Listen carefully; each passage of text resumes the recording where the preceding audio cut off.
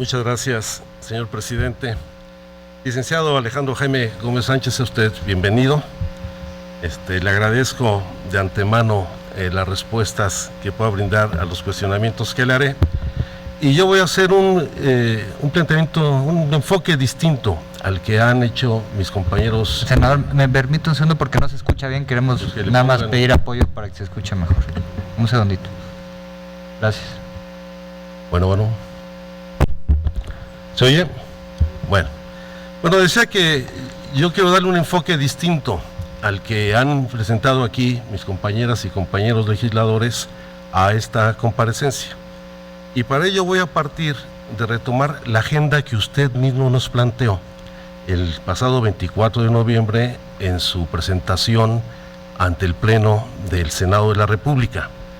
Y quisiera destacar fundamentalmente 4 aspectos que usted señaló en su intervención y que hoy, de alguna manera, tanto en su primera intervención como a lo largo de las respuestas que ha presentado, se retoma en gran medida este planteamiento. Usted nos dice, por ejemplo, en el 4º párrafo de su discurso ante el Pleno: parto de la premisa fundamental de que el Poder Judicial de la Federación le corresponde esencialmente la función de impartir justicia. La función de impartir justicia. Vamos a ver cómo se imparte la justicia más adelante. Pero además nos dice, es el encargado de mantener el equilibrio de los demás poderes y de los órganos autónomos. Bueno, no es de los demás poderes, es entre los demás poderes y los órganos autónomos. Bueno, usted y yo nos conocemos bastante bien.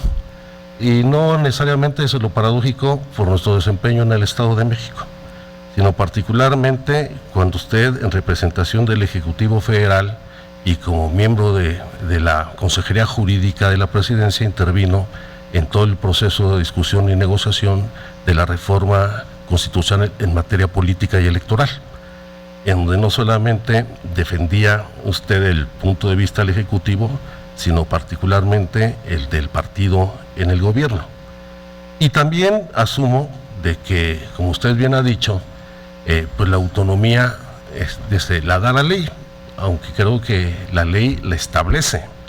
La autonomía la cumple el funcionario en ejercicio pleno de la ley cuando éste tiene la voluntad de hacerlo y no a partir de la autocensura.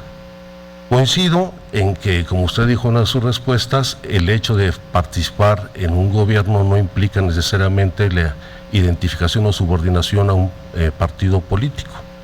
Pero también hay que asumir que usted forma parte de un equipo político, el del Estado de México, particularmente con el actual consejero jurídico Humberto Castillejos, y es un equipo político en que lo mismo puede ser procurador del Estado de México, comisionado especial para Michoacán, encargado del deporte en el país, o ser, como fue usted, consejero adjunto de Consulta y Estudios Constitucionales, luego fue procurador del Estado de México y ahora aspira a ser ministro de la Corte, promovido por el mismo grupo político con el que usted ha venido trabajando desde hace muchos años, por lo menos desde 1966, cuando Óscar Espinosa era el jefe del Departamento del Distrito Federal y usted era su Procurador Jurídico de Derechos Humanos en el Distrito Federal.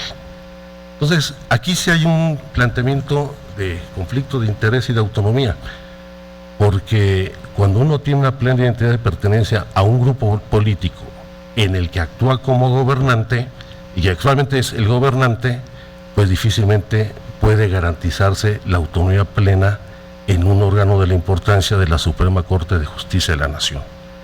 Y no puede venir a decirnos que usted nunca ha recibido instrucción ni del presidente ni del gobernador, porque si usted era colaborador del presidente en la Consejería Jurídica, pues no actuaba por iniciativa propia, sino por instrucciones del consejero y del presidente de la República. Como también en el caso de las procuradurías, lamentablemente las procuradurías en nuestro país no gozan de autonomía, y desde el nombramiento, aunque en ocasiones puede intervenir el Congreso local, pues depende directamente del gobernador. Entonces, yo creo que aquí hay un primer conflicto de interés en el asunto de garantizar la plena autonomía en el ejercicio de la función de ministro de la Corte.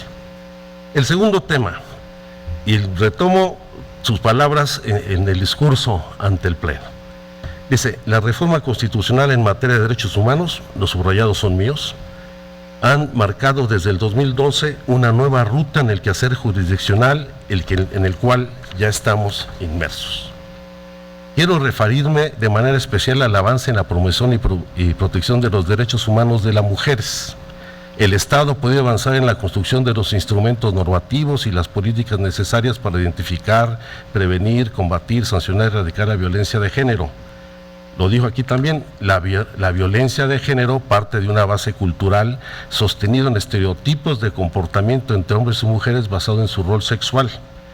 Y dice, podremos erradicar la violencia de género cuando entendamos todos que las mujeres tienen un rol igual al de los hombres en la evolución del entramado social y al hacer efectivos los derechos de las mujeres a una vida libre de violencia, lo cual es un principio fundamental para una verdadera igualdad. Y luego nos presume en el Pleno, la Procuraduría General de Justicia del Estado de México es de las pocas instituciones que cuentan con una subprocuraduría para la atención de delitos vinculados con la violencia de género, y además ha impulsado el establecimiento de centros integrales de justicia para las mujeres y la implementación del protocolo ALBA, o volvió a decir hoy, para la búsqueda y la localización de mujeres desaparecidas, lo que ha contribuido, lo dice, desde su posición como procurador en el Estado de México, a la expedición del protocolo de investigación de feminicidios y normas de actuación interna. Pero hay que ir a ver los hechos.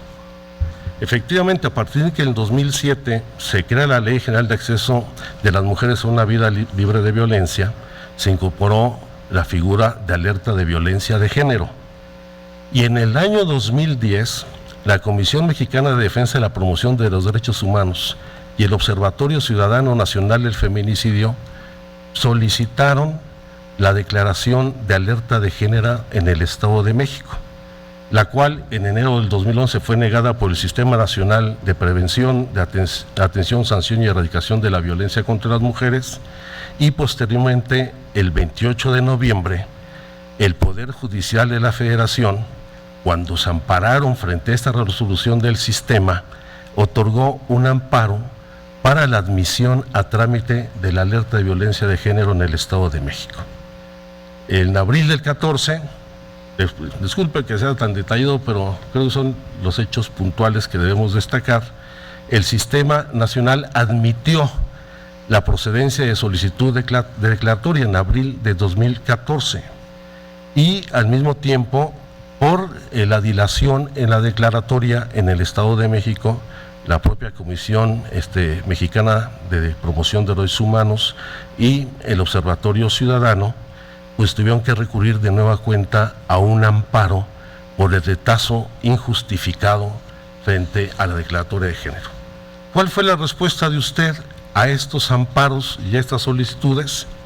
Fue el haber presentado una queja a nombre de la Procuraduría General de Justicia ante el juez segundo de distrito en materia administrativa en el Distrito Federal y otra solicitud de queja ante los magistrados integrantes del Tribunal Colegiado en materia administrativa en turno del primer circuito de Distrito Federal, donde la licenciada Antonia Lourdes Estrada Sánchez, agente del Ministerio Público adscrito a la Dirección General Jurídica y Consultiva, a su nombre y en su representación interpone un recurso de queja contra la obligación que le mandató el juez para entregar la información de los feminicidios cometidos en el Estado. Él nos dice que una de las labores fundamentales de la Corte es la impartición de justicia, y aquí hay dos recursos de queja en donde se opone a la entrega debidamente certificada, legible y completa de las estadísticas o de todos aquellos documentos que representen el número de homicidios de mujeres en el Estado de México. Afortunadamente no prosperó esta queja, siguió el curso y se otorgó un nuevo amparo, que a la fecha, llevó 5 años después a la declaración de alerta de género, pero ya con costos muy altos.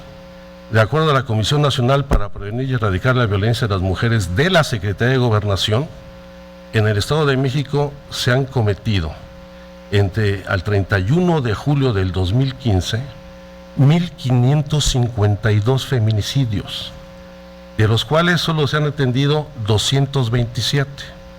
Por supuesto que un solo feminicidio, como señala la senadora Marta Tagle, es importante, pero 1.554 es una cifra realmente alarmante que da cuenta de graves omisiones de la autoridad, más aún cuando la propia Procuraduría del Estado de México solo reconoció en 2014 27 feminicidios y en 2015 ha reconocido 19, cifra que contrasta con muchas de las organizaciones sociales. Aquí hay un anexo estadístico de un libro de Paget, en donde el promedio de feminicidios anuales en el Estado de México es de por lo menos 300 feminicidios cometidos anualmente en los últimos 10 años. Y eso llevó a una nueva sentencia del juicio de amparo. Para estar de acuerdo con ustedes, los abogados, en el amparo 429/2015, en donde dice: debido al retraso por 4 años y medio de la emisión de declaratoria de alerta de violencia de género por el Estado, se configuró, se señala en la sentencia del juicio de amparo, se configuró una violación grave de los derechos fundamentales, dado que se dejaron por demasiado tiempo invisibilizadas las muertes de dichas mujeres. Señaló este juicio de amparo que las autoridades responsables no estaban comprometidas a garantizar la seguridad de las mujeres y el cese de la violencia en su contra, y estableció que la autoridad debe reparar a la sociedad civil el agravio causado, pues la violencia en contra de las mujeres, además de ilegal, daña no solamente los derechos humanos de las mujeres, sino de la sociedad en su conjunto. Y les instruyó a la Procuraduría que usted encabeza a emitir una disculpa pública por el retraso de la atención del tema de la declaratoria de alerta de género, a comprometerse por escrito con la parte quejosa y ante la fe de un fedatario público a no volver a retrasar ni minimizar el aumento en el índice de homicidios en contra de las mujeres, y entre otras cosas, a realizar un acto público de reconocimiento de responsabilidad en la memoria de las mujeres que han sido asesinadas en el Estado de México, lo cual no ha cumplido. Y no solamente eso, entre muchos de los casos, le voy a destacar solamente uno que, por cierto, es el primer caso reconocido como feminicidio por la Suprema Corte de Justicia de la Nación, que es el feminicidio contra Mariana Lima, quien fue presuntamente asesinada por su esposo, el policía judicial del Estado de México, policía ministerial de su Procuraduría, Julio César Hernández Ballinas, sobre el cual, acreditada por la Suprema Corte de Justicia de la Nación, la comisión de un feminicidio, la tesis que ha sostenido la Procuraduría del Estado es que no se trató de un homicidio, sino de un suicidio. Y la Corte es muy explícita. La Corte dice que desde un inicio el gobierno del Estado de México declaró que Mariana se había ahorcado con un hilo, hipótesis calificada por la Corte como improbable, ya que el material no pudo haber soportado el peso de la víctima. Y los familiares, particularmente de la víctima, incluso tiene dudas si esta persona está detenida en la cárcel, porque tratándose de suicidio, no hay responsabilidad que imputarle a este policía ministerial. Por eso, en el amparo se señala, y tampoco se ha cumplido, dice el amparo, se requiere nuevamente por tercera y última ocasión a la citada autoridad, o sea, la Procuraduría del Estado de México, a quien en el término de 3 días contados a partir de la legal notificación de este proveído, proporciona este juzgado del distrito copia debidamente certificada, legible y completa de las estadísticas de todos aquellos documentos que representen por municipio el número de homicidios. No se ha entregado y se cumplió el término. Y en la página 56 del amparo, se lo voy a hacer llegar, señala, cabe precisar que la Procuraduría General de la República ya cumplió con lo que hace a su ámbito competencial, pero la del Estado de México se ha negado por 3 ocasiones a ello, y una vez interpuso los medios de defensa conforme a derecho correspondían, y etcétera, etcétera. Esa es la forma en donde, como quiere impartir justicia desde la Corte, ocultando la información, tergiversando hechos como el caso de este asesinato de Mariana Lima y la protección a un policía que ha cometido este tipo de delitos. Y el último, la atlaya que ha sido aquí recurrente. Usted destacó en su intervención el día 24, por lo que se refiere a la intervención de la Procuraduría como motivo de los hechos en el que perdieron la vida 22 personas en Tlatlaya, Estado de México, hizo las siguientes puntualizaciones. Y las voy a desahogar una por una más adelante. Se procesó el lugar de los hechos en los términos en que fue hallado, aunque luego le echó la culpa al ejército de haber alterado la escena del crimen. Se tomaron entrevistas de los elementos militares quienes denunciaron un enfrentamiento con un grupo armado.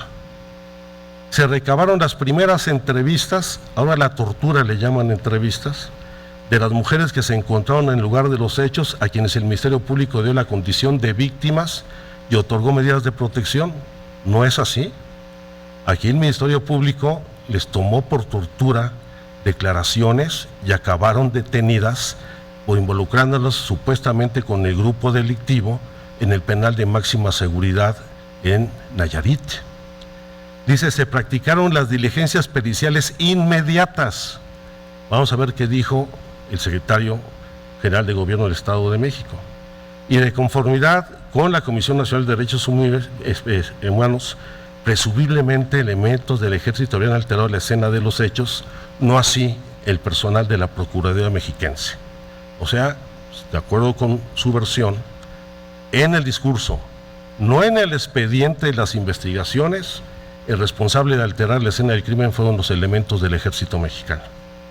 Y dice, el procesamiento del lugar de los hechos que hizo la Procuraduría fue oportuno y sirvió para que la autoridad federal profundizara en las investigaciones.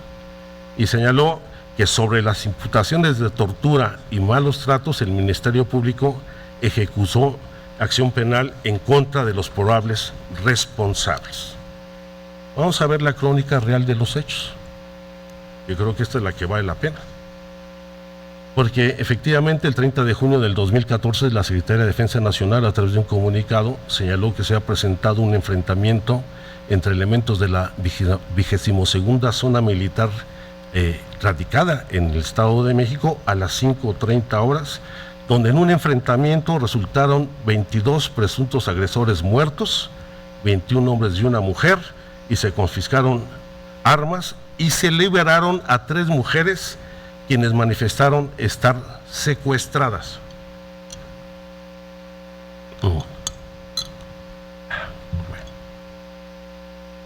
Y además informó la Secretaría de la Defensa que peritos y agentes del Ministerio Público de la Procuraduría General de Justicia del Estado de México se encontraban realizando las actuaciones de ley. Al día siguiente, el 1 de junio, el gobernador del estado, Erubiel Ávila, reconoció en una conferencia de prensa la labor del ejército mexicano al rescatar a 3 personas que estaban secuestradas, donde abatieron a 22 integrantes de un grupo del crimen organizado. Y cito textualmente la declaración del gobernador: podemos ver que el ejército mexicano actúa con firmeza, con acciones concretas, y el gobierno del Estado de México le reconoce su participación y le agradece la acción decidida y contundente. El ejército, en su legítima defensa, abatió a los delincuentes. Sin embargo, a partir del 3 de junio, distintos medios de comunicación, yo destaco en este caso a los reporteros de Associated Press y a la Oficina del Alto Comisionado de Naciones Unidas en materia de derechos humanos, después de visitar la escena del crimen, aventuraron en un inicio el hecho de que no había un enfrentamiento, sino que había habido una ejecución y que no hubo tal tiroteo en la misma proporcionalidad. A estas declaraciones en distintos medios, en la prensa internacional y nacional, y las primeras averiguaciones de la Oficina del Alto Comisionado, usted, el 15 de julio de 2014, en una conferencia dijo que no existieron disparos a corta distancia. El intercambio de disparos fue proporcional, de acuerdo con la trayectoria de los proyectiles y la posición en la que fueron hallados los cuerpos. No existe indicio alguno sobre una posible ejecución. El 15 de julio de 2014 usted lo declaró, y hago la cita textual. Respecto a los hechos ocurridos en Tlatlaya, el Ministerio Público del Fuero Común inició la investigación correspondiente, practicó las diligencias respectivas y en su momento remitió la carpeta de investigación a la PGR. En las diligencias prácticas no se desprende indicio alguno que haga presuponer o que nos haga pensar en la posible ejecución o posible fusilamiento al que se han hecho referencia en algunos medios de comunicación. Cuando no fue así, que el 21 de octubre la Comisión Nacional de Derechos Humanos emitió una recomendación donde reconoce no solamente la alteración de la escena del crimen, que hubo ejecuciones extrajudiciales, sino también que posteriormente se presenciaron, ordenaron y toleraron actos de tortura. Y le recomendó a la Procuraduría del Estado de México que proceda a la reparación del daño de los sobrevivientes con indemnización, atención médica y psicológica. No se ha cumplido. Que se lleven a cabo las investigaciones con estricto apego a los derechos humanos.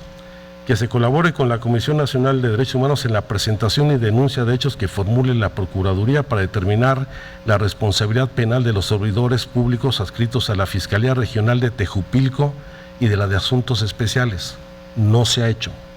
Que se proporcione a los peritos de la Procuraduría de Justicia del Estado de México y al personal ministerial cursos de capacitación en materia de derechos humanos, etcétera, etcétera.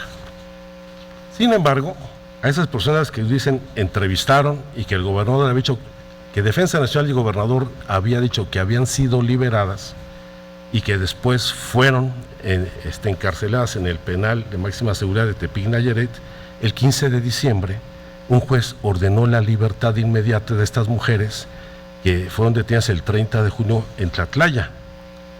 Y aquí es donde empieza todavía a descomponerse más la situación. Porque si bien el 11 de abril el secretario general de Gobierno del Estado, José Mansur Quiroga, confirmó que 10 servidores, ahora resulta que son 7, no 10, como dijo el Estado de Gobierno, públicos de la Procuraduría del Estado fueron suspendidos, se han investigado por los hechos de Tlatlaya. Y luego en su comparecencia, la del secretario de Gobierno, fíjese lo que dijo el secretario de Gobierno en su comparecencia en la Cámara de Diputados el 16 de abril. Dijo que la Secretaría de Defensa Nacional retrasó el arribo de la Policía Ministerial a Tlatlaya. Usted nos dijo que fue una actuación rápida e inmediata. E insistió, me volví a comunicar, cito al secretario de Gobierno, José Mansur, me volví a comunicar con el general José Luis Sánchez León y nos dijo que no fuera muy rápido el personal de la Procuraduría, porque todavía estaba más o menos oscuro. Vemos que no ves en órdenes del gobierno, ¿va? Y luego, el 1 de julio del 2015, la Procuraduría que usted encabeza detuvo efectivamente a 4 de 7 policías ministeriales investigados por posible responsabilidad en el delito de tortura, de acuerdo con la investigación 1291/2015. Y los delitos que se le imputaba son tortura, abuso de autoridad y falso testimonio. Eso está perfectamente acreditado en la recomendación de la Comisión Nacional de Derechos Humanos, que realmente es preocupante la forma en que se ejerció la tortura a estas mujeres que eran víctimas y no eran responsables, para obligarlas a firmar una declaración autoinculpatoria.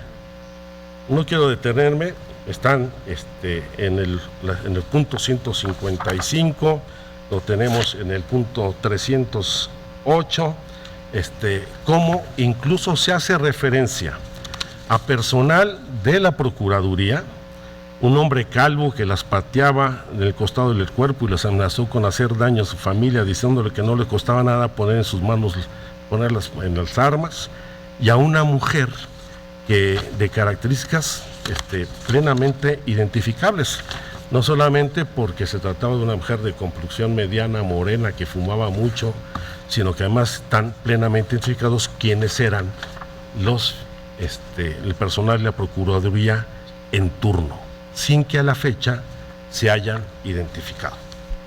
Pero la tragedia del caso, esta es de las cuestiones que realmente preocupan, los supuestos policías ministeriales acusados de tortura, declaración falsa y otros delitos que fueron presentados y detenidos el 1 de julio, los liberaron ustedes el 3 de julio del 2015 con una fianza de 60,000 pesos, cuando estos delitos graves no alcanzan ningún beneficio de ley. ¿Desde cuándo la tortura puede uno obtener la libertad bajo fianza? Ya no me detengo, con esto aquí le voy a parar, pero falta una que nunca nos han explicado, en donde existe evidencia que el día del enfrentamiento, donde por cierto no coinciden las horas en que da a conocer la Defensa Nacional y ustedes, unos hablan de las 4:50 de la mañana, otros a las 5:50, hay la presunción de que se permitió la fuga de 2 hombres que se encontraban dentro de la bodega y que salieran a bordo de otra camioneta, entre quienes se presume se encontraba el líder de la familia michoacana, conocido como el Pez, el Flash o el Mojarro. Y de esto, aunque hayan turnado a la Procuraduría General de la República esa información, no se justifica la ausencia en el expediente que haga la Procuraduría de Justicia del Estado de México. Entonces, yo creo que no es un asunto donde basta venir a decir que se están atendiendo, que se consignó al personal, pero díganos por qué los liberaron, si estaban acusados de tortura, y qué juez les fijó una fianza, por qué no está identificado el agente que llevó a cabo el procedimiento de tortura a estas mujeres, a las que entrevistaron torturándolas, a las que consideran víctimas, luego las subieron a autoinculparse, y pues no hay ningún responsable de este conjunto de arbitrariedades que se cometieron en la Procuraduría que usted encabeza. Por sus respuestas, muchísimas gracias. Gracias, senador Encinas. Tiene el uso de la voz el compareciente.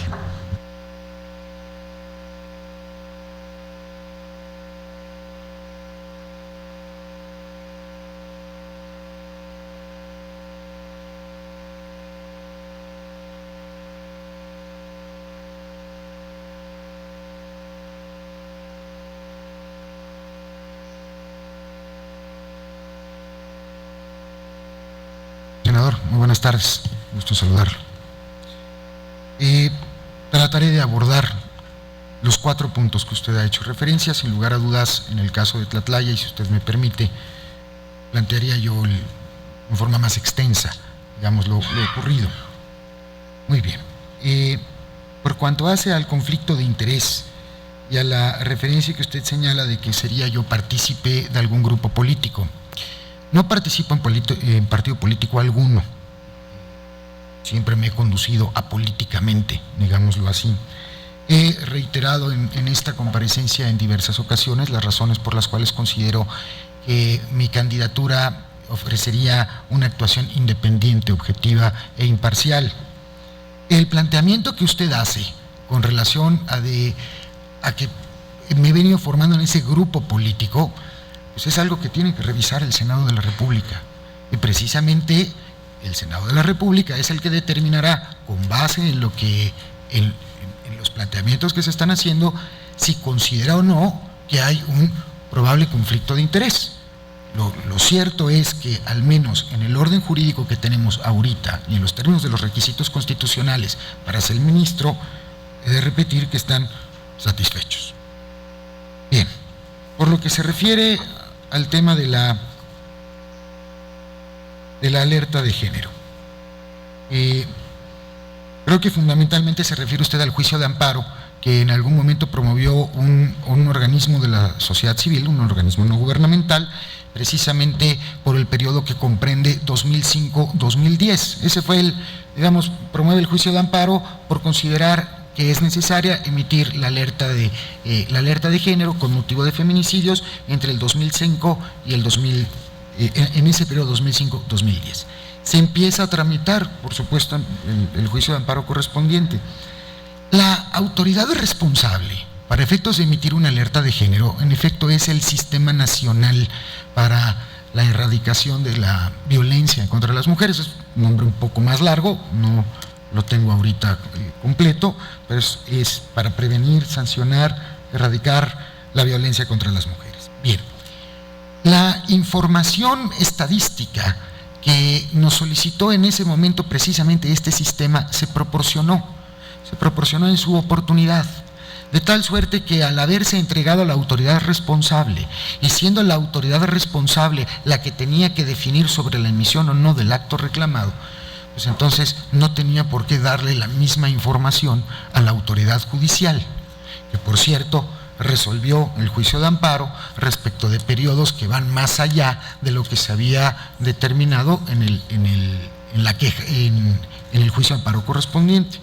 Por eso fue que, y simple y llanamente, para cumplir el orden jurídico en sus términos, y si eventualmente tendría o no que ser que el juez de distrito determinase alguna otra cosa, pues que se cumpla, pero en ese momento el criterio jurídico era en el sentido de que si se le está dando la información al sistema para que sea el sistema el que emita eventualmente la alerta de género o no la emita por ser la autoridad responsable, entonces no la tengo que triangular a través de la autoridad judicial. Eso fue lo que se hizo, digamos, en ese momento, hasta donde recuerdo ese caso. Sea como sea, la alerta de género se emitió. En efecto, se recurrió de nueva cuenta al juicio de amparo por la tardanza en emitir la alerta de género. Pero repito, la alerta de género no es una acción jurídica que le corresponda per se al Estado de México o al Estado de México, le corresponde al sistema nacional. Entonces el amparo está orientado con una autoridad responsable, que es una autoridad responsable nacional, que fue la que de alguna forma tuvo dilación o retraso en la emisión. Bien, caso Mariana Limas y su pareja sentimental. Es precisamente la ejecutoria a la que me he venido refiriendo, y es precisamente la ejecutoria a la Corte a la que me he venido refiriendo como de gran avance y trascendencia, precisamente porque obliga a las autoridades, obliga a las procuradurías a realizar investigaciones desde los primeros momentos con perspectiva de género, para poder determinar que toda muerte violenta de mujer, sea suicidio, sea homicidio, sea alguna otra causa, poder determinar si se trató o no de un tema de violencia de género. Bien, las diligencias que se han practicado ya había yo dado cuenta de ellas, señor senador, no sé si valga la pena, lo repito, ¿no? Supongo yo ya se había dado cuenta. Bueno, repetimos, la separación del cargo del probable responsable, César Ballinas, que está suspendido del cargo. Aquí también quiero decirle, señor senador, creo que es muy claro que haya sido o no haya sido policía ministerial, y por las razones que éstas sean, pero lo cierto es que también goza de un principio de presunción de inocencia, e igualmente del debido proceso, independientemente de la gravedad de los hechos en los que haya podido haber incurrido o no, motivo por el cual ahorita se encuentra suspendido del cargo, precisamente enfrentando el proceso penal. Se dio la intervención correspondiente a la Contraloría y a la Fiscalía de Servidores Públicos, e incluso ya se creó una mesa especializada en la Fiscalía de Servidores Públicos para atender aquellos casos en que pudo haber habido irregularidades o negligencias en la integración de carpetas de investigación con motivo de feminicidio u homicidio doloso de mujer. Se dictaron las medidas de protección a la víctima, se creó en los términos de la misma ejecutoria el equipo multidisciplinario especializado con perspectiva de género, precisamente para la integración de la carpeta de investigación. Se han tomado nuevas entrevistas, como lo instruyó la Suprema Corte. tanto al probable responsable como a la pareja sentimental y familiares de la víctima. Se han recibido dictámenes en materia de medicina legal, el informe de grafoscopía, que tiene que ver otra vez con los supuestos recados póstumos de la víctima. Se llevó a cabo la exhumación de los restos con la participación de servicios periciales de la Procuraduría General de la República, la Procuraduría del Estado de México y peritos independientes que propusieron precisamente los ofendidos. Se recabó el perfil de personalidad del probable responsable, se llevó a cabo la pericial informática en telecomunicaciones, en fin, diversas diligencias que se han llevado a cabo y se continúa con la integración de la carpeta de investigación. Se le ha dado debidamente los informes correspondientes, como marca la ley, al juez de distrito sobre los avances en la investigación correspondiente, para que a su vez informe la Suprema Corte sobre la ejecutoria o sobre el cumplimiento de la ejecutoria. Y se seguirá informando en la medida en la que sea necesario y en la medida en la que se vaya integrando la carpeta de investigación. No quisiera yo entrar a un tema probablemente de cifras, señor senador. Hay ciertas cifras que tiene la Secretaría de Gobernación, hay ciertas cifras que tienen los organismos no gubernamentales. Yo le puedo decir que en lo que va de 2015 tengo registrados 52 eventos de homicidio, de feminicidio, igualmente con 52 víctimas.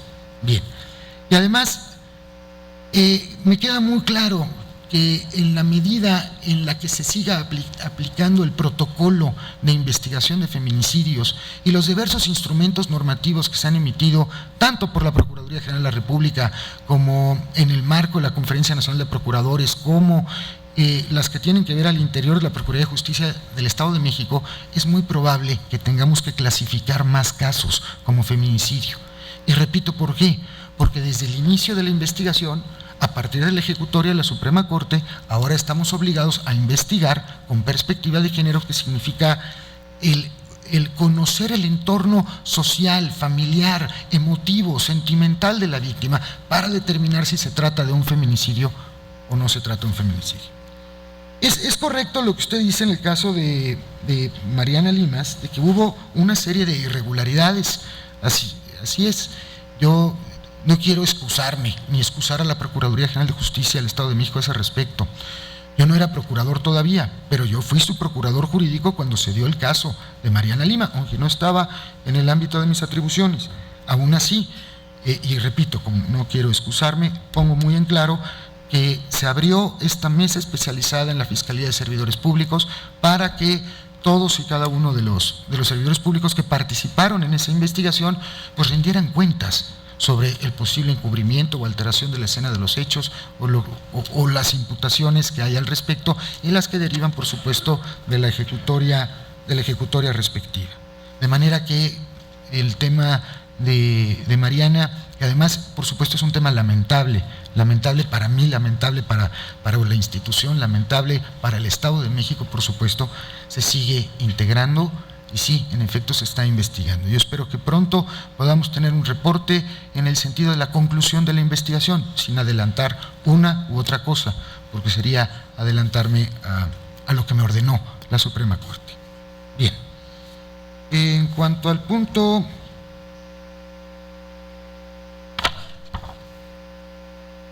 Creo que sigue ya Tlatlaya, ¿no?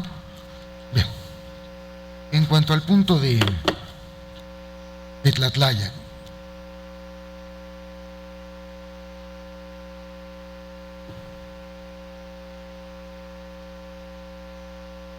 Quisiera yo aquí, señor senador, si usted me permite, y si me permiten, por supuesto, la mesa directiva, tratar un poco la historia de lo que tenemos, y creo que algunas cosas deberán ser objeto de precisión. No ha sido mi intención de ninguna manera variar los hechos como se están planteando, ni mucho menos. En efecto, el 30 de junio de 2014 se recibió en la Fiscalía Regional de Tejupilco una llamada telefónica de la zona militar, del cabo de infantería que estaba de guardia en ese momento, informando sobre el enfrentamiento. Quiero ser muy claro en este momento, el informe que teníamos, el reporte que nos estaba dando la institución armada, era la de un enfrentamiento con un grupo armado. Es correcto que en ese mismo momento el cabo de infantería que se trata señaló que no era seguro llegar a la zona. Una zona que usted la conoce, senador, ha estado por allá en algún momento, que es por demás sinuosa, las carreteras son por demás complicadas y en efecto con la presencia de grupos armados que bien podrían en algún momento haber ocasionado un nuevo enfrentamiento. La posibilidad ahí estaba. Sea como sea, también por la magnitud del evento que nos estaban reportando en ese momento, la capacidad que tenía la Fiscalía Regional de Tejupilco para poder atender un tema con 22 cuerpos no daba para la infraestructura. Hubo que pedir apoyo de servicios periciales de diversas fiscalías regionales que desde la ciudad de Toluca partieron para reunirse con los peritos que igualmente partieron de Valle de Bravo y de Tejupilco para poder atender el tema. De ahí pues que en efecto el personal de la Procuraduría arribó a las 12 del día, alrededor de las 12 del día, las diligencias empezaron cerca de las 12:30 de la tarde. ¿Por qué señalo que se procesó el lugar de los hechos como se encontró? Porque así como se encontró, se procesó el lugar de los hechos. Yo no quiero a este respecto hacer referencia a si esto pueda o no ser responsabilidad de la Secretaría de la Defensa Nacional o del Ejército Mexicano. Yo lo que señalé fue lo que señalaba la Comisión Nacional de los Derechos Humanos. Bien, lo cierto es que la Procuraduría General de Justicia del Estado de México actuó en auxilio del Ministerio Público de la Federación, por tratarse de hechos que corresponden al ámbito de su competencia. Son servidores públicos federales en el ejercicio de funciones federales. Nada más que la Procuraduría General de la República tampoco tenía capacidad para poder atender un evento de esta naturaleza precisamente en el municipio de Tlatlaya, al menos en ese momento. Se llevaron pues a cabo las diligencias de levantamiento de los cuerpos, se distribuyó el personal en 3 zonas según como estaban orientados o se habían hallado los cuerpos, se practicaron en efecto las diligencias inmediatas. ¿Cuáles? La inspección ocular básicamente, la descripción de las ropas, de las armas, de cómo se encontraron las cosas, la descripción de las camionetas, la descripción de la bodega misma en sí. Todo es, y por supuesto la diligencia de levantamiento de cuerpos. Ahí había 3 mujeres que en ese momento el ejército nos señaló como probables responsables del delito de portación ilícita de armas de fuego y que las refería como parte del grupo delictivo. En ese momento, una vez que se practican estas diligencias, llega el momento en efecto en que las autoridades ahí presentes acordamos en la necesidad de retirarse del lugar precisamente ante el riesgo de otros posibles enfrentamientos. No ha sido, digamos, común, no quiero decir común, pero hemos tenido casos, por supuesto, en donde en un evento de esta naturaleza donde tenemos 1 o 2 personas fallecidas, llega el grupo armado y mediante la violencia se lleva los cuerpos. Y ya nos ha pasado en diversas ocasiones, motivo por el cual se acordó entre todas las autoridades que lo más prudente sería retirarse en ese momento del lugar. Bien, con base en eso se practican las siguientes diligencias correspondientes, los estudios de necropsia, se llevan a cabo, se toman las declaraciones respectivas, se toma la entrevista de las mujeres y nos damos cuenta, el alegato de ellas precisamente va en el sentido de que supuestamente se encontraban secuestradas y una de ellas, el alegato va en el sentido de que supuestamente estaba yendo por su hija, que estaba en malos pasos o que estaba en una situación complicada. Su hija, por cierto, que lamentablemente igualmente falleció. Se integró la carpeta de investigación correspondiente con las pruebas periciales inmediatas, en efecto, que son las que se pudieron llevar a cabo en la bodega y las que correspondía llevar a cabo, que son el estudio de necropsia, la toma de declaraciones, el radisonato de sodio, diversas pruebas, digamos, en materia de química, las que pueden tener un resultado inmediato. Se entregó la carpeta de investigación consecuentemente a la Procuraduría General de la República el 3 de julio para que continuara las investigaciones. Para ese momento ya se había acordado precisamente el cambio de situación jurídica de las víctimas, precisamente para que fuesen víctimas, y se dictó una medida de protección que después fue levantada cuando ya la Procuraduría General de la República tenía la carpeta de investigación a su cargo.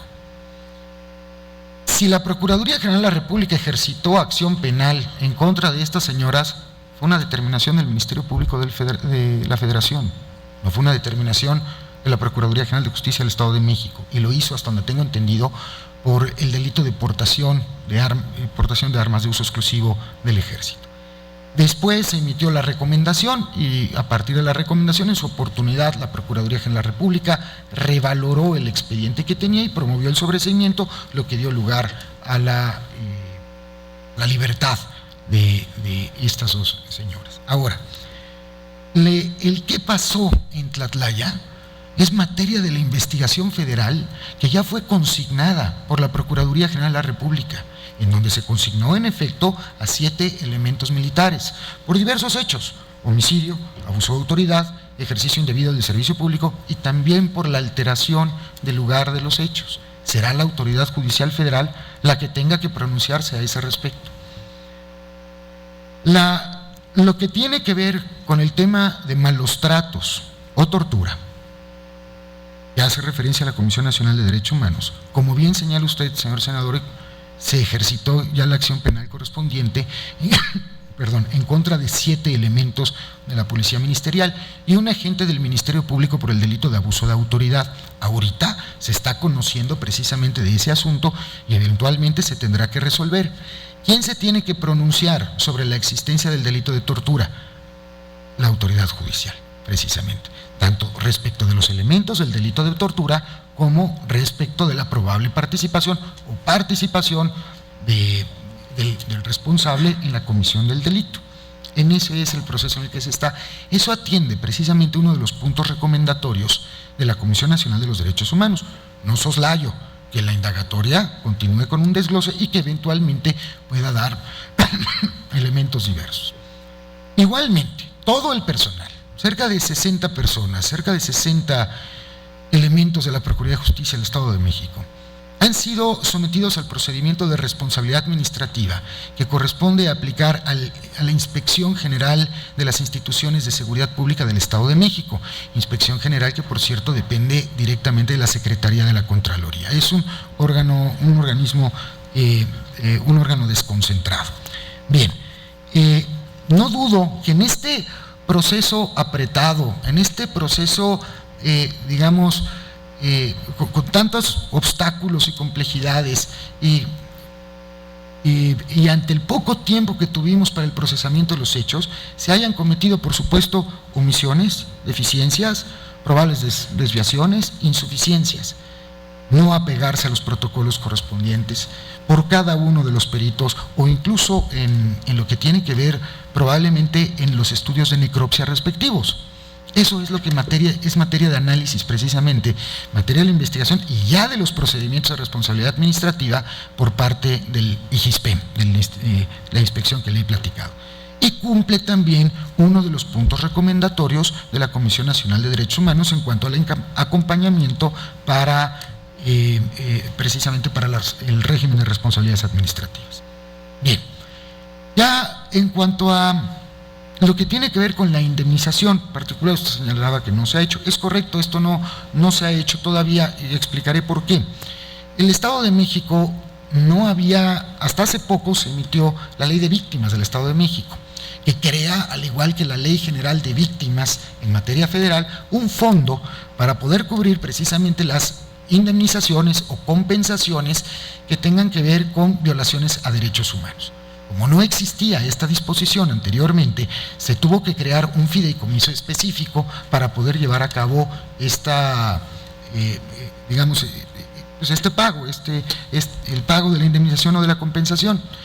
Con las complicaciones que ello lleva. Ahora, en el camino se aprueba la Ley de Víctimas del Estado de México y ordena la derogación del Fondo de Víctimas del Delito, de la Ley de Víctimas del Delito y del Fondo de víctimas de delitos de violaciones a derechos humanos. Y eso es lo que ha complicado precisamente el poder llevar a cabo el pago. Ya están las propuestas de resolución hechas, ya se han discutido, se han sometido a consideración de los órganos colegiados correspondientes y esperemos que pronto se pueda llevar a cabo la indemnización.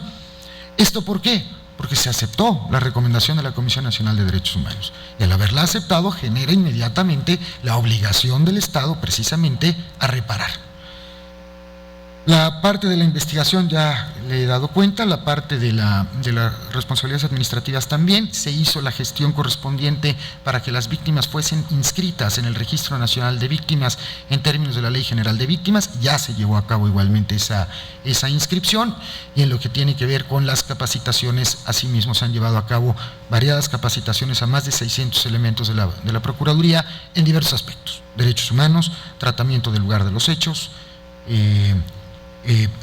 procesamiento del lugar de los hechos, criminalística, en fin, etcétera, como lo ha ordenado la Comisión Nacional de los Derechos Humanos. Ahora, por cuanto hace a las declaraciones del secretario Mansur, pues yo sí le diría, pues el secretario Mansur no está. Pues no creo que pueda yo referirme a ello sin que se encuentre el señor secretario. Ahora, ¿por qué no están sujetos a proceso o por qué no están privados de la libertad los elementos de la policía? El artículo 19 de la Constitución Política de los Estados Unidos Mexicanos establece lo siguiente, me permite usted. El Ministerio Público solo podrá solicitar al juez la prisión preventiva cuando otras medidas cautelares no sean suficientes para garantizar la comparecencia del imputado en el juicio, el desarrollo de la investigación, la protección de la víctima, de los testigos o de la comunidad, así como cuando el imputado esté siendo procesado o haya sido sentenciado previamente por la comisión de un delito doloso. El juez ordenará la prisión preventiva oficiosamente en los casos de delincuencia organizada, homicidio doloso, violación, secuestro, trata de personas, delitos cometidos con medios violentos como armas y explosivos, así como delitos graves que determine la ley en contra de la seguridad de la nación, el libre desarrollo de la personalidad y de la salud. No está el delito de tortura. Ahora, al margen de ello, los servidores públicos han comparecido constantemente a todos los requerimientos que ha hecho tanto el Ministerio Público en la integración de la investigación como la autoridad judicial, de suerte tal que no ha habido un peligro de que se sustraigan a la acción de la justicia o que signifiquen un peligro para la comunidad o para los testigos o para el desarrollo del proceso. Y ahí pues que la autoridad judicial determinó el tomar esta medida cautelar. Yo espero, senador, que esto de alguna forma aclare algunos de los puntos. Por supuesto, me encuentro a sus órdenes. Muchas gracias. Senador Encinas. Ya no formaremos preguntas, seguramente seguiremos discutiendo con el señor procurador este tema en los próximos meses. Yo por eso lo doy por satisfecho. Gracias.